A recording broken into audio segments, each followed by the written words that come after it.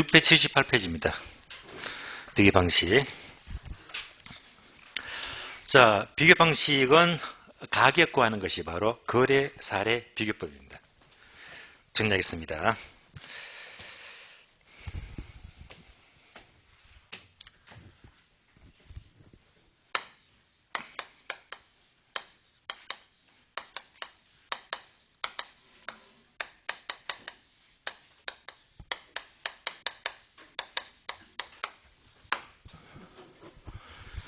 자, 제목에서 답이 나와있죠. 비교 방식입니다.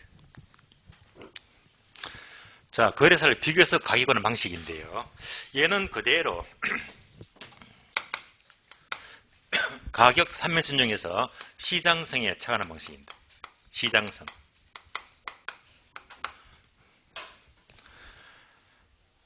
대표적인 물건은요, 토지 또는 복합 부동산,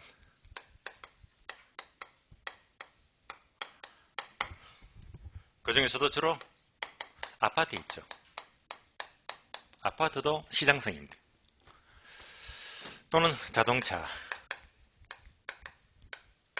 다 출제가 되고 있어요. 다시 말하면 이런 것들은 시장에서 얼마의 거래가 되겠느냐. 예를 들어 볼까요? 서울의 도곡동에 있습니다. 아파트 비싸죠. 그래서 자, 이 아파트 25평 아파트를 살려고 하니까 중개업자가 이 땅은 바로 얼마다라고 제시 안 합니다. 비교해요. 옆에 있는 단지 아파트가 25평이 얘가 한 20억 합니다. 또 근처에 있는 대치동에 25평 아파트 얘가 또 한 19억 5천 합니다. 또 근처에 있는 개포동에 비슷한 25평 아파트가 얘가 또 19억 8천만 합니다. 이렇게 한 3개점 비교하면서 따라서 얘는요 정확히 20억이면 딱 가격이 맞습니다. 이렇게 사례를 2개, 3개 비교해서 가격을 제시합니다. 비교 방식입니다. 대표적으로 토지나 아파트를 들 수가 있어요. 자동차는 뭡니까? 특히 신차 말고 중고차는요. 어느 지역마다 중고차 센터가 있죠. 그죠? 거기서 소형차, 중형, 대형차마다 연식에 따라서 다 가격이 다 나와 있잖아. 이것도 바로 시장성입니다. 그러면 항상 반복하지만 3방식은 공식에서 출발해서 공식으로 끝내자. 역시 공식부터 알아야 됩니다. 자, 공식은요. 강의 노트 보게 되면 박스 그대로 나와 있죠. 자, 옮겨서 볼게요. 이 공식이 감정평가서가 그대로 쓰는 공식입니다. 사례 가격.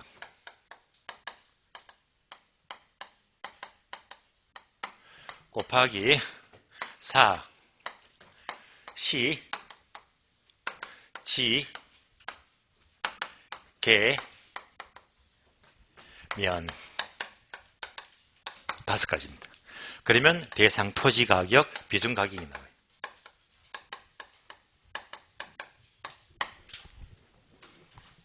따라서 거래 사례가 바로 사례 가격이잖아요. 이를 비교하죠. 무슨 비교? 사시지계면 5가지를 비교한대요. 따라서 사례로부터 5가지를 비교한다. 사시지계면 5가지를 비교합니다. 그럼 사시지계면은요, 우리 책을 보니까 678페이지요. 678페이지 보니까 박스 공식 있죠. 공식 보게 되면 비중 가격 이꼴 사례 가격 곱하기 첫 자만 동그라미 하시면 돼요. 사시지계면 나오잖아. 따라서 자, 그러면 이제 책에 나와 있으니까 불러줄래요. 자, 이 방법은 사례 가격 곱하기 4 뭡니까?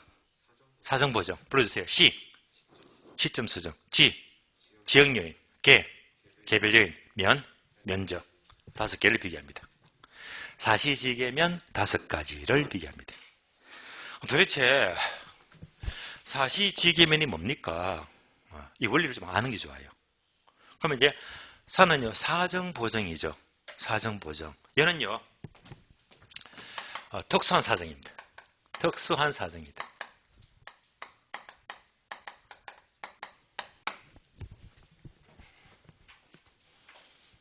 예를 들어 볼게요. 특수한 사정이 개입되었대요. 특별한 사정이래요.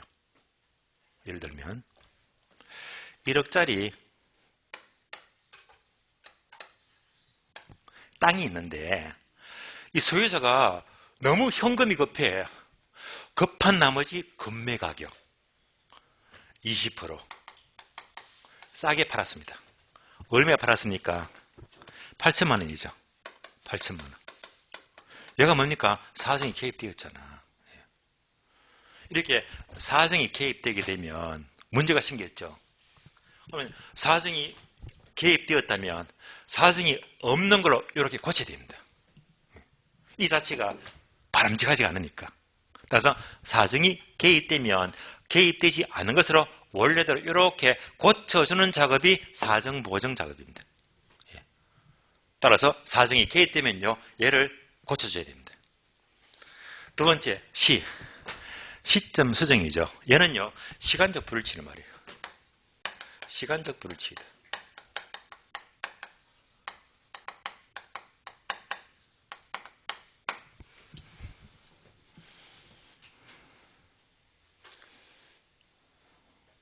뭐냐면요, 얘가 대상이죠. 대상은 항상 주로 현재, 오늘.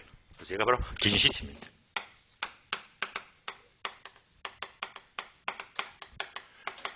날짜를 치면 2022년.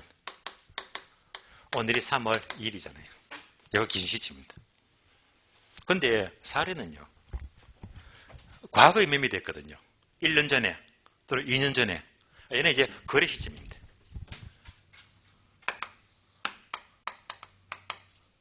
거래 시점. 만약 1년 전이라면 2021년도 뭐 3월 1일 하면 되겠네요. 1년 전. 그러면 1년 동안에 시간적인 불일치 생겼잖아요. 그동안에 땅값이 오를 수도 있고 보합일 수도 있고 내릴 수도 있고 그 차이를 조정하는 것이 바로 시점 수정입니다. 그 간격을 조정해야 됩니다. 세 번째, 자, 지역면 비교는요, 바로 지역 격차를 비교해요. 지역 격차를 비교하죠. 이때 지역 격차는 주로 용도를 따지죠. 용도성을 따진다. 용도를 중시합니다. 그러면요, 얘가 대상 토지잖아. 대상. 자, 대상 토지가 주거지역에 속한데, 주거지역. 이때 사례 토지도 용도가 같아야 됩니다. 주거지역.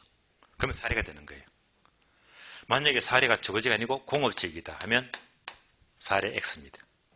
그래서 항상 용도성이 같아야 됩니다. 다음에 개별인 비교죠. 얘는 개별 격차를 비교합니다. 개별 격차를 비교하죠. 예를 들면 이런 도로가 있어요. 네 거리가 있습니다. 그런데 이 토지가 대상 토지입니다. 대상. 그러면 여기에 사례가 있대. 접근성이 비슷하죠. 이러면 서로 닮았잖아. 개별 요인이. 이러면 굿이야. 좋아요. 또 여기도 사례가 있어. 사례 A다. 사례 B다. 얘는 각지잖아요. 얘보다 훨씬 좋겠네. 그럼 얘가 100이 되면 얘는 뭐 130, 150 훨씬 더 우세할 거잖아요. 이것도 사례 채택 가능합니다.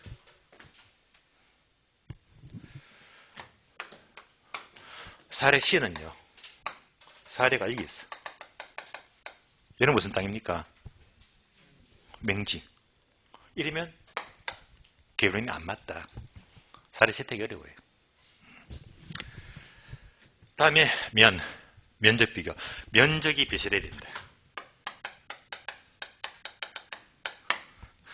대상 토지가 대상이 300제곱미터이다. 근데 사례 토지는 1000제곱미터래. 땅이 3배 이상 크잖아요. 이러면 이제 어른하고 애하고 비교하는 거지. 이러면 사례 채택이 안 돼요. 그러니까 되게 면적도 이랑 비슷해야 됩니다. 사례 면적이 예를 들면 290제곱미터다. 약간 차이 있죠, 그죠? 이런 것도 얼마든지 사례가 된대 말입니다. 그래서 항상 대상과 사례는요, 일단 비슷해야 됩니다. 한마디로 사례는요, 대상 부동산과 한마디로 유사성이 있어야 됩니다. 비슷해야 됩니다. 어떤 게 사시지계면 5가지가 닮아야 됩니다. 그래서 비교 방식은 수월합니다. 사례 가격을 선택해서 사시지계면 5가지만 비교하게 되면 정확히 대상 가격이 나오는 거예요. 그럼 이제 강의 노트 보게 되면 화살표가 2개 나오네. 첫 번째 화살표.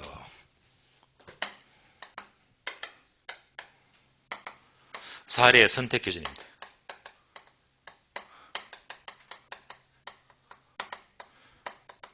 사례 선택 기준.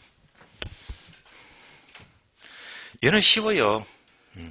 왜? 이미 설명을 다 들었으니까. 볼까요? 어떤 사례를 선택하지? 닮아야 됩니다. 유사성. 유사성 있는 사례를 선택해야 됩니다. 그래서 결론. 사정 보정이 가능해야 되고요. 시점 수정이 가능해야 되고, 지역님 비교도 가능해야 되고, 개별님 비교도 가능해야 되고요. 그래서 사시지계 4가지가 닮아야 됩니다. 면적은 빠졌네요. 왜 빠졌을까요? 면적은 엄밀히 말하면 이론적으로는 개별에 속하거든요. 개별요인에 속하기 때문에 이론적으로 사정, 시점, 지역, 개별, 사시지계 4가지가 유사하면 얼마든지 사례 선택이 가능하다고 합니다. 그러면 옛날에는 문제가 쉽게 나왔어요. 다음 중에서 사례 선택 기준이 아닌 것은 1번, 2번, 3번, 4번 틀린 답, 당사자의 정통성 이런 말은 없잖아요. 당사자의 정통성이다. 점수를 그냥 주는 거잖아요. 사시지계만 떠올리면 되니까. 이때 우리 시험은요. 사시지계 하더라도 지역요인 비교는요. 다른 말로 동네가 비슷하죠. 그래서 얘는 다른 말로 위치의 유사성입니다. 위치의 유사성입니다. 그래서 이렇게 출제가 되고 있고요. 개별인이 닮았다. 얘는요. 물적 유사성입니다. 물적 유사성. 그래서 사시지계 중에서 얘는 위치의 유사성. 개별인 비교는요. 물적 유사성. 이렇게 출제가 되고 있습니다. 간단하잖아요. 사례를 어떻게 선택하지? 사시지계만 닮으면 돼. 그래서 우리 책을 봅니다. 기본서 679페이지. 679페이지.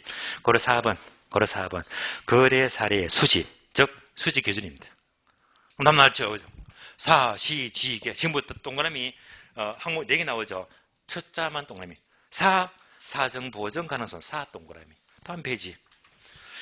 두 번째, 시점 수정 시 동그라미. 3번, 지역요인 비교 지 동그라미. 가로 위치 유사성입니다. 4번, 개별인 비교 개 동그라미. 합치는 얘는 바로 가로 물적 유사성. 그래서 사시지계. 사시지기가 비교 가능해야 됩니다. 오른쪽 페이지. 괄호 6번, 사례 정상화. 괄호 6번 사례 정상화. 여기다가 별표하세요. 비교 방식의 하이라이트입니다. 사례 정상화. 자, 그러면 다시. 자, 사례가 선택이 되었다면 다음에 강의 노트 보니까 또 화살표 되어 있잖아요. 사례 정상화입니다. 마지막 네모. 사례 정상화.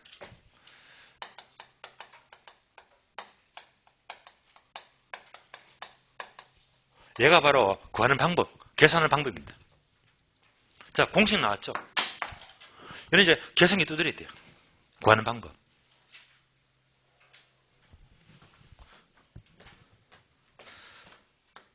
어떻게 구하느냐. 강의 노트에서 메모가 되어 있죠. 분자 분모인데요. 분자 분모. 분자가 대상. 대상 부동산. 분모가 사례. 이걸로 끝. 야, 우리가 지난 시간에는요. 원가법은 막 정해법 공식 C, R, N, N 막 복잡한 공식인데 비교 방식은 요것밖에 없어. 사시직이면 곱하기 해놓고 얘만 딱 대입하면 돼. 간단하잖아요. 그러니까 사시직이면 모두가 분자 분모 비교하자. 그래서 대상 사례를 분자 분모 비교한다. 그것도 줄여가지고 대상과 사례를 비교하니까 대사 비교. 대사 비교. 절에 있는 스님을 가리켜서 서산대사, 사명대사 이렇게 부르잖아요. 대사 비교. 예. 이렇게 떠먹여줘도요. 꼭 심령에 가면요. 사대 비교 바꿔버려요. 무슨 비교? 대사. 대사 비교. 그러니까 이 대사 비교하는데 얘도 뭐지? 대상 사례 분자 분모. 얘도 뭐지? 대상 사례. 대사, 대사, 대사. 모두가 대사, 대사, 대사 비교하면 돼요.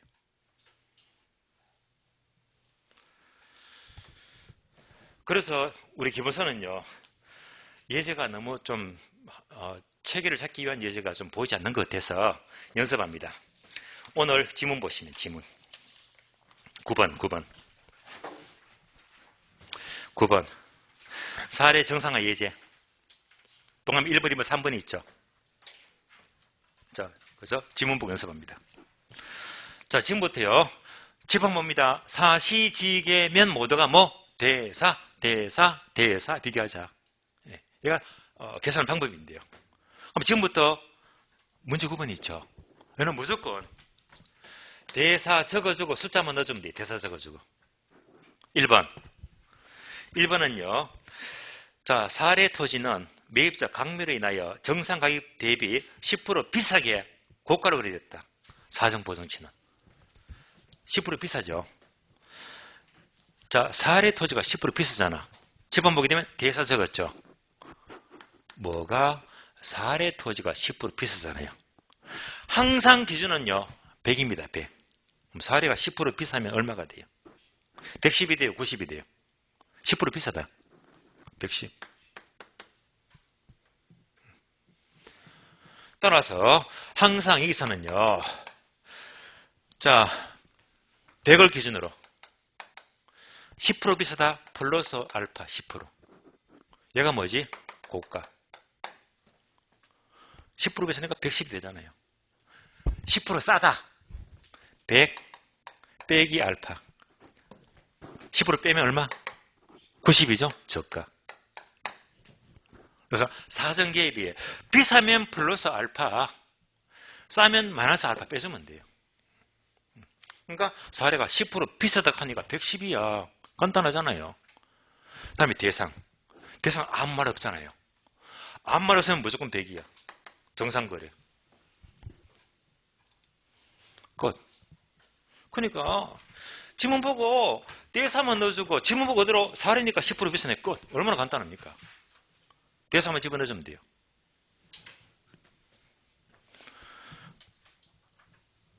그러니까 대사는 심내하지 마시고 다시 지어버려요. 그럼 이제 사성보증이 얘만 나왔다 하면 이러면 해석을 잘해야 돼요. 해석을 잘해야 돼요. 그러면 대사니까 대상은 정상 거래되었고 사례는 10% 비싸게 거래되었네. 되시겠죠? 그래서 숫자만 봐도 이번 역으로 해석이 돼야 됩니다. 왔다리 갔다리. 대사. 다음에 지문 2번. 지문 2번은요. 지역연 비교고 다음 페이지 3번. 3번은요. 개별연 비교인데요. 자, 정리합니다. 지역연과 개별연은 항상 먼저 전제 흐름이 있습니다.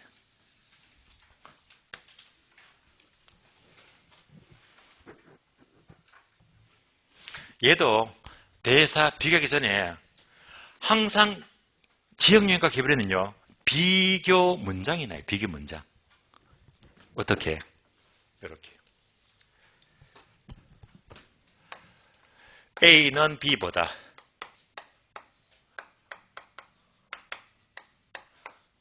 우세하다.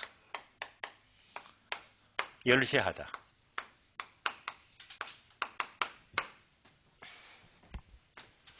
무엇은 무엇보다. 무엇은 무엇보다. 이거 바로 비교 문장입니다. 비교 문장. 그러면 저희 여기 미금역이죠. 학원이.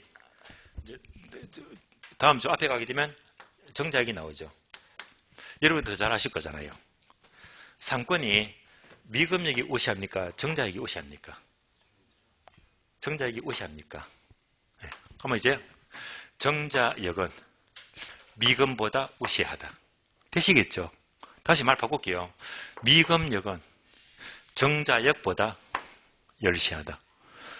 이런 말이 안 나오면 비교할 수가 없어. 되시겠죠? 이렇게 나왔을 때 무조건 무엇은 무엇보다 대 보다만 동그라미 쳐버려. 보다만 딱 찾아버리세요. 그래서 보다 쪽을 무조건 100을 넣어주면 돼요. 보다가 100입니다. 무조건. 항상 자 비교 문제 나오면 항상 보다를 100 딱 넣어주고 비를 보다 쪽을 100을 잡아주게 되면 무조건 다 풀려버립니다. 끝났어요. 바로 문제 풀게요. 지문 2번입니까? 2번. 자, 대사 적어주고 대사 적어주고요. 동그라미 2번. 대상 토지는 사례 토지보다 보다 동그라미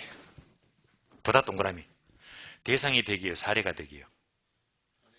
예, 사례 보다하니까 보다를 무조건 100을 넣어주면 돼. 보다가 무조건 100입니다. 그러면 대상은 사례보다 5% 열세라면 5% 열세면 얼마? 95. 간단하지. 무조건 보다면 100 잡아 100 넣어주면 돼. 다시 3번 지문. 개별형 비교입니다. 대사 적어주고 보다만 찾아요. 사례 토지는 대상 토지보다 보다 동그라미. 사례가 100이에요. 대상이 100이에요. 예, 대상보다 얘가 무조건 100이잖아. 보다를 100 넣어주고 사례는 대상보다 10% 우시하면 얘는 얼마? 우시해야 돼. 예? 110. 끝. 전부 다예요. 따라서 사정 보정치도 대사 비교 해봤고, 자 지역유형과 개별은 무조건 보다를 100 넣어주고 그대로 비교하면 돼요. 지금까지 사례, 정상화 방법, 대사 비교 하는 거 풀었고, 이제 기출문제 연습해. 기출문제는요 10번 봅니다. 언제 나왔죠? 14회 때. 맨 끝에 보니까 14회 기출문제입니다. 자, 10번은 문제는요, 어뢰점을 이용하는 쭉 나오면서 끝에 보니까 비준가격은 얼마인가. 자, 문제 조금 살짝 들어 고친 겁니다. 살짝 바꿔놨어요. 뭘 묻죠? 비준가격은 얼마인가. 이거 묻잖아.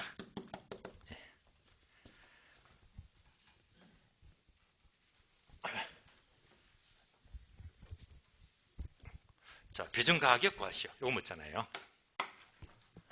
그럼 항상 사시지계면 딱 공식 떠올려주고 문제 보고 찾아만 넣어주면 돼요. 첫 줄. 개별형 비교네요. 대상 부동산이 사례 부산 보다 동그라미. 대상이 100이다. 사례가 100이다. 개별형 비교죠. 여기서 이제 대사하니까. 사례보다 맞습니까? 사례가 100이잖아. 사례보다. 대상은 10% 우시하면 얼마? 110. 되시겠죠? 내가 개별형입니다. 두 번째. 상권이면요. 대상 지역. 지역유인 있네.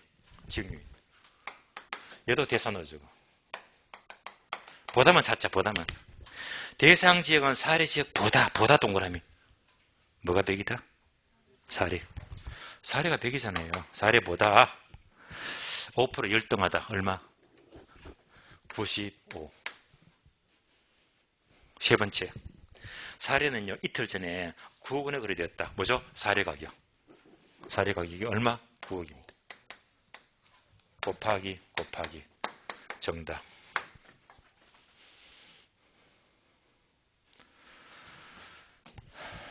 그러면 9억 4천 50만 원 나와요.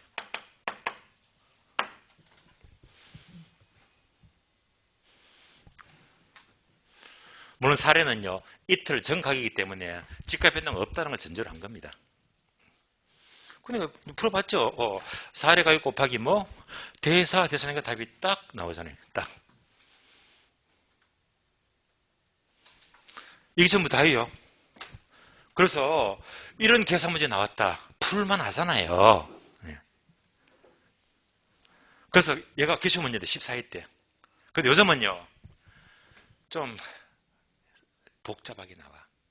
지금은 대사비를 1개, 2개 나왔잖아. 2개 나왔죠. 앞으로 나온다면요, 요 대사 비교하는 게 최소한 3개는 나와. 아시겠어요? 그래서 항상 대사 비교가 3개는 나온다. 이제 2개 나온 시대는 한물 갔습니다. 예. 무조건 3개 출발입니다. 그래도 연습하면요, 이런 문제도 아주 난해가 어려운 거 아니에요. 왜? 공식 사실시기면에다가 대사만 넣어주면 되니까. 여기까지가 비교 방식입니다. 그래서 비교 방식 의외로 간단합니다. 공식 사시지계면 5개 비교하는데 뭐 대사 비교. 자, 문제 푸니까 충분히 이제 흐름은 잡혔을 거예요. 다음 차트 보시면 우리 책을 봅니다. 689페이지 있죠. 689페이지. 네모 2번. 임대 사례 비교법은, 임료고 하는 것은 지금 안 본다고 했어요. 얘는 아주 가끔 묻기 때문에 제가 6월 달에 가서 임료를 한꺼번에 모아가지고 따로 한 방에 보기 좋게 설명을 드릴 겁니다. 중요한 건 아니에요. 자, 다음 차트 보시면 694페이지. 마지막으로 수입 방식. 가격과는 네모 1번 수익 환원법입니다. 지금부터 수익 환원법을 설명을 드리겠습니다.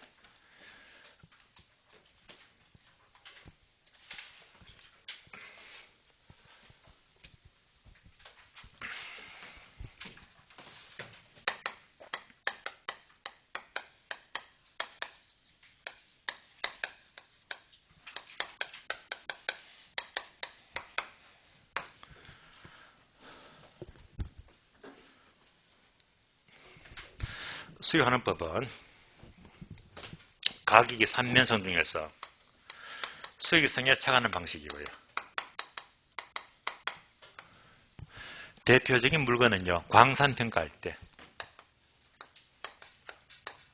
또는 어장 평가할 때 광산 어장 네모되어 있죠.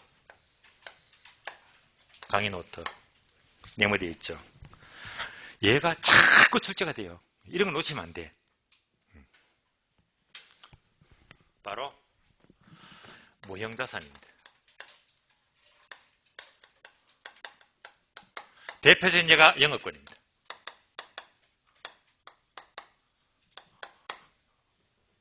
영업권 권리평가. 얘는 잘 나와요. 따라서 모형자산, 영업권 평가는 뭘로 평가한다? 수익하는 법입니다. 이런 걸 놓치면 안 돼요. 빈출. 그러면 수익하는 법은 우리가 첫 시간 뭘 공부했죠?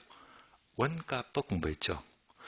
원가법 공부하는데 사실 1, 2, 3교시 동안 제가 정말로 설명을 길게 했거든요. 차근차근 안 빠지고. 근데 수익하는 법은요, 원가법 2배, 3배 이상입니다. 이거 설명은 밑도 끝도 없어요. 그러나 우리 시험은 공인중개사잖아. 그래서 수익하는 법은 이렇게 비교를 합니다.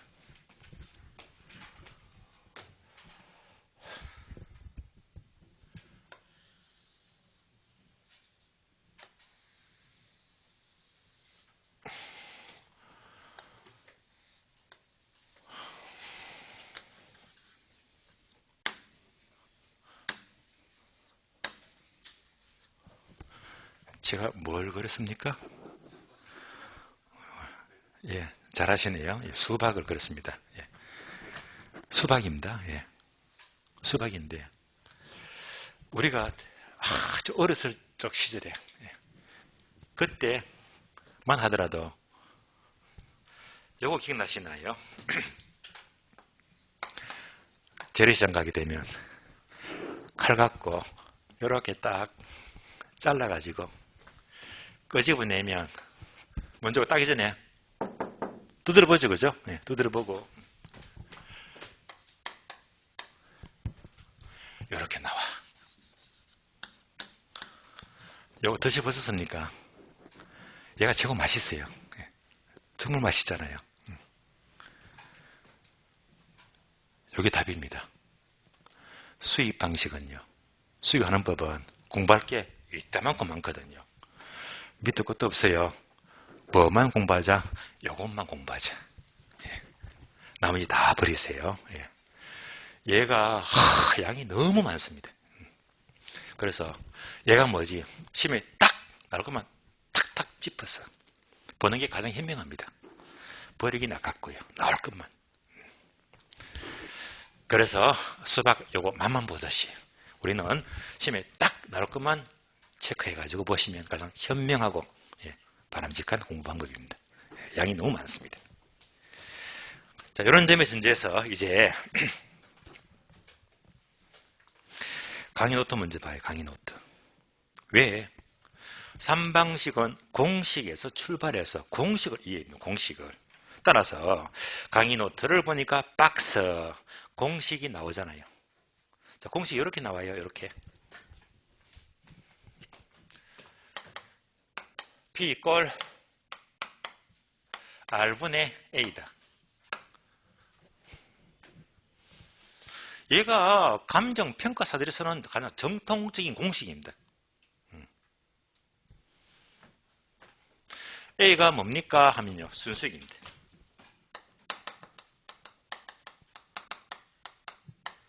R은 뭡니까? 환원율입니다.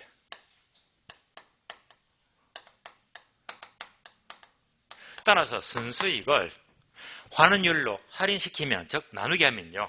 현재 수익 가격이 나와요. 그러고 보니까 이것도 복잡한 공식은 아니네. P 이퀄 R분의 A.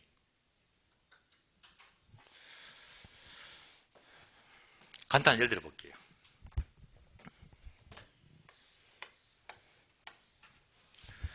우리 학원이에요. 8층 건물. 지하 3층입니다. 그러면 이제 지하층은 전부 다 주차장이고 아시죠? 그럼 8개층이 전부 다 이것저것 다 임대가 들어와서 임대로 월세 받잖아요. 그럼 뭐가 생기겠지? 수익이 생기겠지. 어떤 수익? 순수익입니다. 그러니까 이제 예를 들면 자,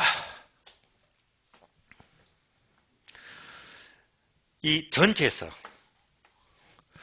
이 빌딩에서 1년 동안 들어온 순수익을 순수익입니다. 10억 잡을게요. 1년 동안에 임대료 순수익이 10억 들어온대. 순수익이 10억이잖아요. 이때 주어지는 환원율입니다. 환원율을 10% 잡을게요. 10%. 그러면 순수익이 얼마? 10억. 환원율은 얼마? 10%. 간단하잖아요. 그러면 얼마가 되지? 0.1. 수익 가격이 얼마가 됩니까? 암산. 어떤 분은 100억, 어떤 분은 1억 하죠. 1억이면 제가 당장 지금 살 겁니다. 이게 큰 게 1억이라니 말도 안 되잖아요. 얼마? 100억이죠, 100억. 따라서 순수익 나누기 환원율 하게 되면 이 전체 수익 가격 얼마? 100억. 100억. 다시. 자, 평가사 A라는 사람이 순수익 10억이다. 환원율 10%다. 100억 나왔잖아요. 그런데 평가사 B라는 사람이 너 너무 수익을 많이 잡은 거 아니야? 어떻게 10억이 나와? 9억이 나오죠. 9억. 9억. 그러면 순수익 얼마? 9억. 하나는 얼마? 0.1. 얼마? 90억. 그러니까 평가사 둘이서 누구는 10억 잡고 누구는 9억을 잡았잖아요. 얼마 차? 1억 차이잖아요. 순수익은 1억 차이인데 정작 가격 수익은 10억으로 확 벌어지더라. 감 잡히죠? 수익 방식은요. 순수익이 오차가 생겨버리면 가격이 확 커져버린다. 그 갭이. 그러니까 무엇보다 순수익을 정확히 평가해야지 수익과 오차가 없는 거예요.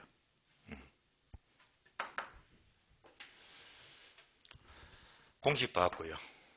그럼 이렇게 순수익을 환원으로 나누는 방법을 수익하는 방법 이렇게 불러요.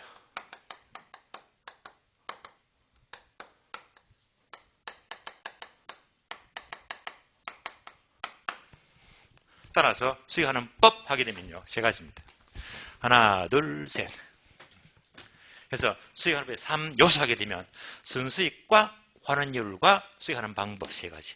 옛날에는 이런 게 출제돼서 수익하는 법에 3요소가 뭡니까? 점수를 그냥 주는 거지. 요즘은 이런 거 안 붙습니다. 그럼 요즘은 뭐냐? 3요소가 세 가지잖아요. 세 가지.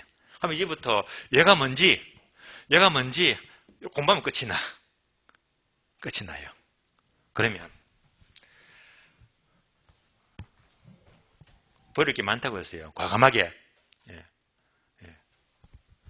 그래서 일단 수행하는 방법 양 진짜 많아요. 우리는 버립시다. 예. 버리는 게 현명합니다. 물론 문제 풀이 들어가면 제가 약간 끄집어내가 설명도 해. 필요한 거는 그러나 처음부터는 일단은 건너뛰는 게 좋아요. 예. 순수익. 얘는요, 이렇게 표시할게요. 순수익은 나올 것만 콕 꼬집어서 공부하면 돼요. 나올 것만. 그럼 이거 다 버리지. 얘는요, 나올 것만 콕 꼬집어서, 핀셋처럼 꼬집어서 공부하면 되지. 양 엄청 줄인 거거든요. 그럼 뭐냐? 얘는 다 봐야 됩니다. 다 보는 게 좋아요. 왜 우리 시험은 얘가 집중적으로 출제되고 있으니까 하는 이유를. 얼마나 기분 좋아요. 가장 양 많은 거 다 갖다 버리자. 순수익은 왕창 버리고 나올 것만 콕 꼬집었어. 가능한 환율은요 계속 나오니까 얘는 집중해야 됩니다. 예, 양을 확 줄였습니다. 자, 그러면 책을 봅니다. 695페이지. 695페이지. 자, 박스 공식은 설명되고 P 이퀄 R분의 A잖아요. 설명했고. 그 밑에 보니까 17예무죠. add. 소득 적합법의 기본원리. 보지 마세요. 버리세요. 다음 페이지. 걸어 3번 이론적 성립 근거 X 버리세요. 걸어 4번 소득 적합법 분류. 표가 엄청 나와. 앞에 X 쳐다보지도 마시고요. 예. 예. 이런 것들은 너무나 양이 많습니다. 다음 페이지도 마찬가지로 패스합니다. 예. 쭉쭉 버리세요. 그러니까 뭐지? 699페이지 걸어 5번 순수익 나왔네. 순수익. 순수익은요. 순수익은 제가 하나씩 볼 적에는 버릴 거 버리고 취할 거 취하시면 되는데 일단 요거 하고요. 다음에 두 장 넘기는 703페이지. 703페이지. 거래 6번 환원율. 6번 앞에다가 별표. 환원율이 중요하다고 했잖아요. 예. 얘는 가능한 다 보셔야 돼요. 별표. 다음에 708페이지. 708페이지. 거래 7번 환원 방법. 일단 X. 자, 버리시되 다 버리자고 했잖아요. 지금은 버리는데 앞으로 이제 7월 8월 문제 풀 적에는 제가 약간씩 끄집어낼 거예요. 필요한 것만. 예. 그것만 여러분이 따라오시면 돼요. 예. 처음부터 보게 되면 양이 너무 많습니다. 예. 세 가지입니다. 지금부터 하나씩 볼게요. 순수익입니다. 순수익. 과록은 순수익. 순수익은요, 여러분 아는 거 아니에요? 자, 순수익은 이거잖아. 총수익에서 총비용 빼면 순수익. 알아들었죠? 끝. 총수익 빼기 총비용은 순수익. 끝입니다. 예. 그래서 괄호 2번. 순수익의 요건 2번도 X. 보지 마요. 왜? 한 번도 안 나왔으니까 버리시고. 다음 페이지. 3번. 뭐 네모도겠나? 3번도 X. 버리세요. 4번 종류. 4번도 X. 5번요. 5번도 X. 예, 버리는데 다만 5번은요. 밑에 보니까 맨 밑에 동그라미 D급번 보게 되면 종류 있죠. D급번. 그 중에서 동그라미 A번 토지잔여법 있죠. A번만 동그라미 토지잔여법. 얘는 이제 5월달 넘어가서 토지잔여법 제가 설명드릴 겁니다. 그래서 요 놈은 봐야 돼. 예. 나머지 다 통과도 문제가 없어요. 토지잔여법만 아시면 돼요. 그럼 다음 페이지 보게 되면 또 계속 뭐 B번, C번, D번 다 버리세요. 다 버리세요. 토지잔여법만 아시면 돼요. 다 버리시고 그냥. 자, 그러니까 이제 순수익은 할 게 없네. 아니, 제가 강의하면서 순수익은 총수익 빼기 총명 순수익이다. 또 뭐지? 토지잔여법. 이건 다음까지 설명하고요. 근데 정작 중요한 양까지 빠져서. 중요한 게.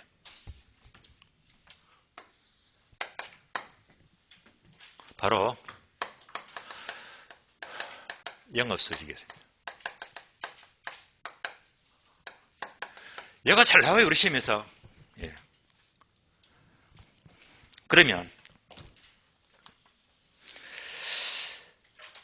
얘가 영업수지라 보게 되면 우리 기본서는 지금 빠져 있어요. 빠져 있는데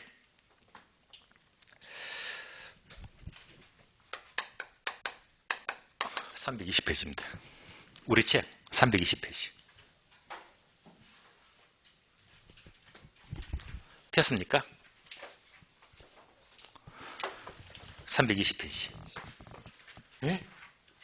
아닌데. 그럼 제가 잘못 봤나 봐요. 제가 찾아드릴게요. 아이고, 손님 거기서 계속 넘어가요.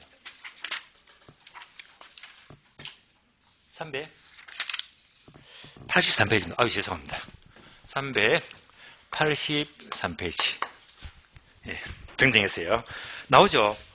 제목이 영업수지. 제가 분명히 발표했거든요. 중요하다고. 그대로 보시면 돼요. 자, 요거 볼 적에 기억나십니까?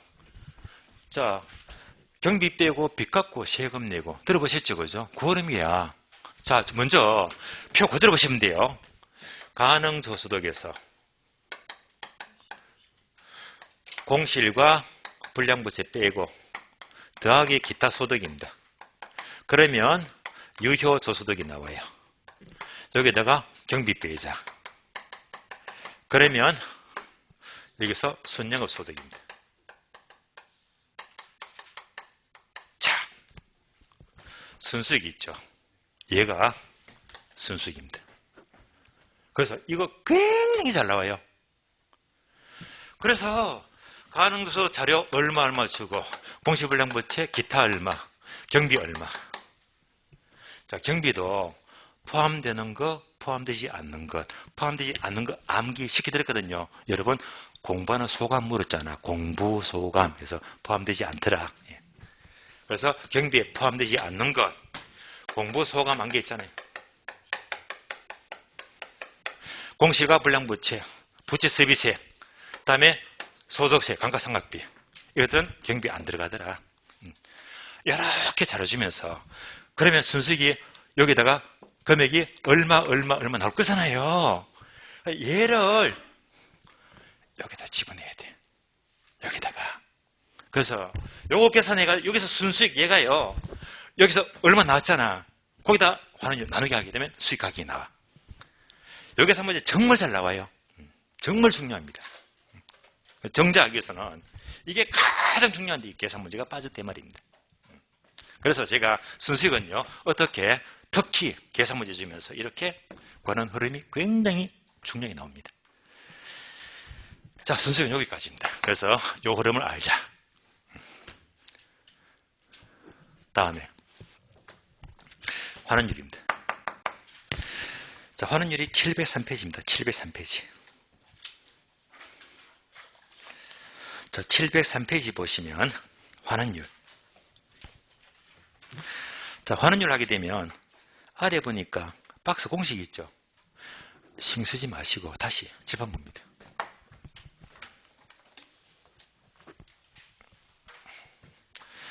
P 이꼴 R분의 A입니다. 요거 살짝 바꿔볼게요. 그러면 여기서 얘랑 얘를 서로 바꿀 수 있거든요. 바꿔주면요. R 이꼴 P분의 A가 나와요. 그러면 얘가 뭐지? 환원율. 환원율은 순수익 나누기 수익 가격이잖아. 거기 박스 유형입니다. 이제 얘만 싹 바꿔주니까 나온다 말입니다. 그래. 그래서 공식은 그대로 이제 안결 표시에 살짝 바꿔주면 돼요. 2번 구조. 기억, 니은, 디귿번 있죠. 기억번 보게 되면 첫 줄 자본 환원율이란 세 번째 줄을 밑줄 하세요. 자본 수익률에 자본 회수를 합한 것 밑줄. 자본 수익률 플러스 자본 회수율입니다. 자, 그래서 환원율 하게 되면 얘는요. 자본 수익률 플러스 자본 회수율이다. 환원율 이꼴 요 단어 두 개는 꼭 알아야 됩니다. 빈출 자주 나왔어요. 그래서 얘가 뭐지? 강의 노트에 표현되어 있잖아. 공식 밑에다 환원율 이꼴 별표해가지고 따로 자본 수익률 플러스 자본 회수율 나와 있잖아요. 어떻게 묻지? 빈 괄호 해놓고 단어를 지워버려. 그런데 이제 함정은 뭐지? 지분 수익률 속을 수 있거든요. 자본 수익률입니다.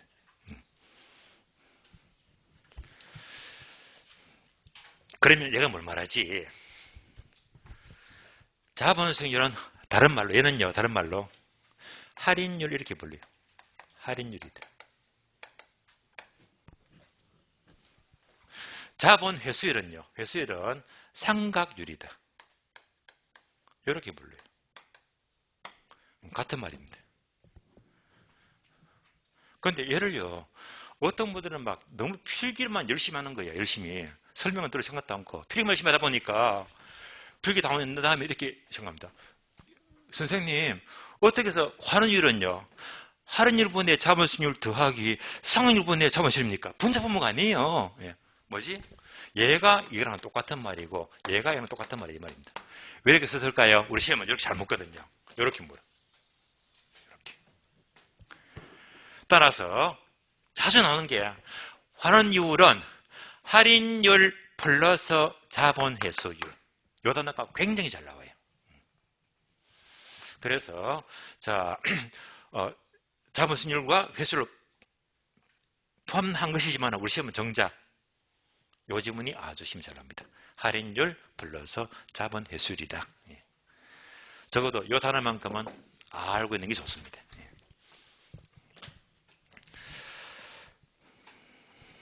오늘 문제 한번 볼까요? 문제.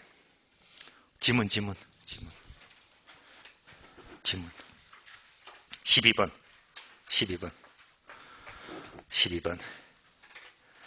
수익 가격 묻는 계산 문제. 12번. 연간 예상 총수익 100만 원, 총비용 30만 원. 그러면 총수익이 100이고 비용이 30이면 빼니까 순수익 얼마? 70만 원. 나왔네요. 순수익이 뭐 70만 원. 얘가 70만 원. 계속해서 할인율과 자본회수율이 각각 5%, 2% 나왔잖아. 보세요. 할인율과 자본회수율이 각각 몇 프로? 5%하고 얘가 2%잖아요. 이렇게 나오잖아. 합하니까 몇 프로? 7%죠. 그럼 나누기 7% 하면 되겠네. 따라서 70만 원 나누기 0.07 하게 되면 수익 가격은 1000만 원 이렇게 나와요. 정답 1000만 원. 어떻게 묻지? 이렇게 나오잖아요. 할인율 얼마, 회수율, 자본회수율 얼마.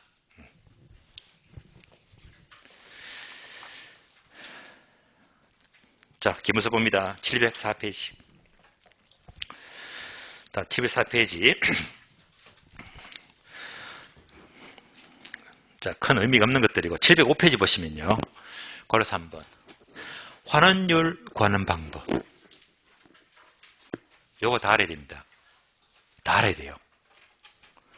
1번, 엘우드법. 다음 페이지 2번, 부채 감당법. 3번, 조성법. 4번, 시장 추출법. 다음에 5번, 투자 결합법입니다.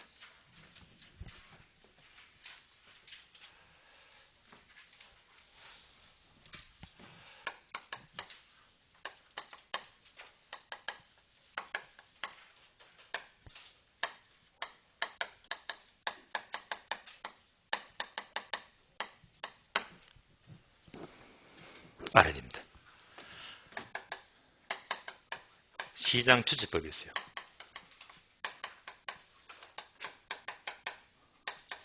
조성법이 있어요.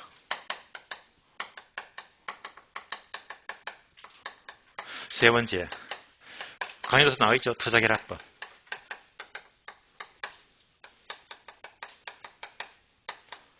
네 번째, 루더법.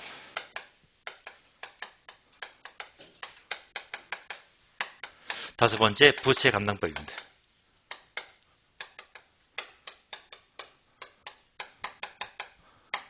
그러니까 우리 김은선 목사하고 좀 다르잖아요. 근데 이게 좋아요. 왜냐? 이렇게 내려가는 게 환원율의 역사 가장 오래된 게 얘거든요. 다음에 1938년도 얘가 나왔고요. 점점점 최근 방식입니다. 차례대로 발달한 순서를 말합니다. 여기서요. 투자결합법 계산 문제 출제되고 있습니다. 부채감당법 계산 문제. 그래서 요거 두 가지는 계산 문제가 계속 나와. 계속 나와요. 그래서 요것만큼은 딴 건 몰라도 요것만큼은 공식을 알고 들어가면 의외로 계산 문제를 쉽게 먹을 수가 있어요. 몇 개? 두 개만요.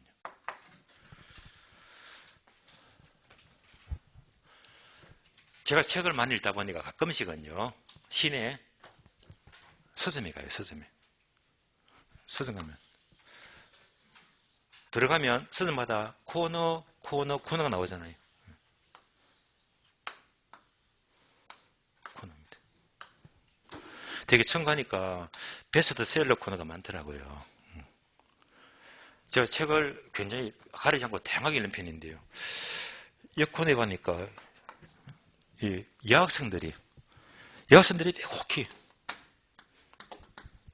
여학생들이 있어요. 어떤 책인가 싶어서 제가 옆에서 갔더니 제가 이렇게 좀 그렇더라고요. 예. 이 코너는요. 시집만 수북 기사에 있더라고요. 예. 저는 시집은 그렇게 읽는 편이 아니거든요. 여러분도 시 좋아하세요? 자, 그럼 한 가지 물어볼까요? 여러분들은 시를 좋아하십니까? 아니면 시조를 좋아하세요? 둘 중에. 예. 오늘만 시조를 좋아합시다. 시조. 근데 영어로 11을 뭐라고 부르죠? 12죠. 그래서 시조가 12개 있다. 시조 12, 암기껏. 시조 12예요.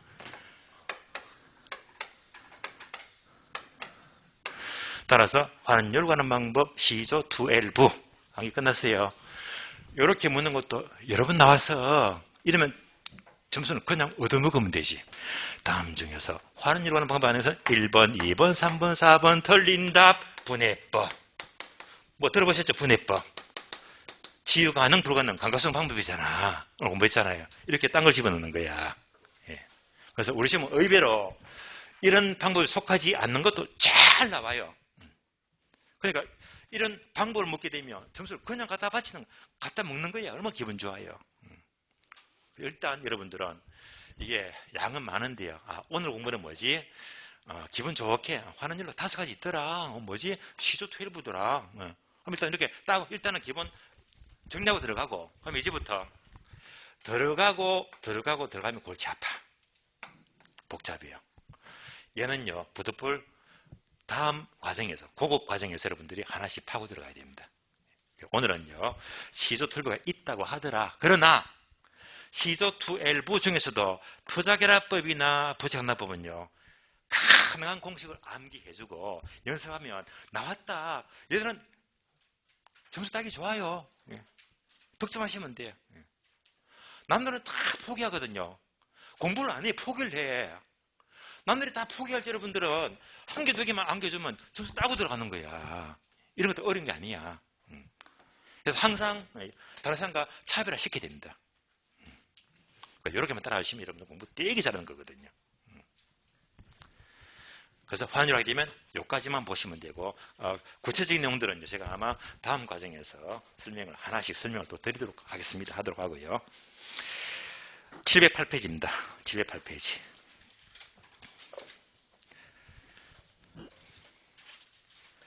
하는 방법. 일단 뭐라고 했죠? 10번 보니까 버리죠. 지금은 보지 마세요.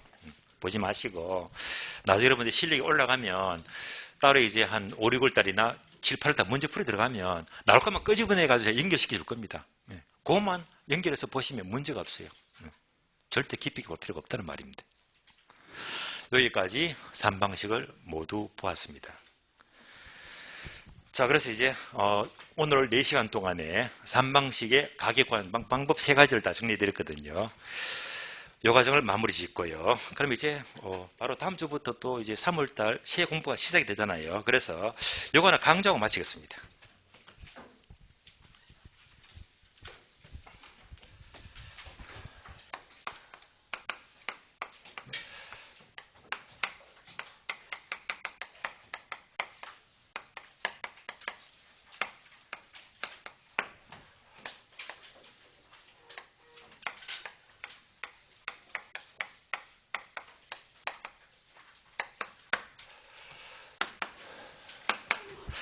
자, 1, 2 과정 마무리 지으면서 이 문장이 좋아서 제가 마지막 소개하고 3월달 공부 더 하시라고요.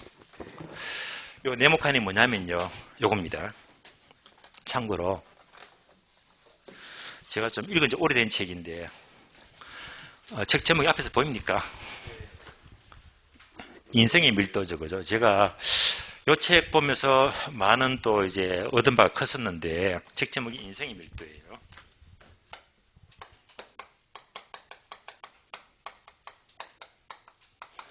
여러분은 이 책을 관심 있으시면 시험 합격하시고 11월 달에 여러분 합격하시면요, 마음이 후합니다. 열심히 하다가 갑자기 학교에서 놀아보세요. 그때 얘를 읽어보세요. 뭔가 막 채워질 겁니다. 그래서 중간에 이제 부제목이 날마다 비우고 단단하게 채우는 새로 고침의 힘이라고. 이분이 강민구 씨라고요. 강민구 씨라고. 나이가 60 하나, 환갑 때 책을 썼는데요. 판사로 재직하고 변호사로 재직하면서 이분이 은퇴하면서 이 책을 썼는데 유튜브에 젊은 20대층 팬들 엄청 많습니다. PC 잘 만지거든요. 그래서 이분이 이제 이 책을 쓰면서 제가 많은 느낌을 받았는데 여러분들이 분명히 합격한 다음에 보시면 뭔가 느낌, 울림이 많을 겁니다. 저는 이 책을 보면서 제목도 멋지잖아요. 인생의 밀도. 근데 저는요, 뭐 바꿔요. 인생의 밀도도 중요하지만 하루의 밀도도 중요합니다. 하루 24시간, 하루 1440분, 하루 86,400초예요. 여러분들은 지금부터 심시까지는 하루의 밀도를 높여야 됩니다. 하루가 중요합니다. 그 말은요, 자, 바로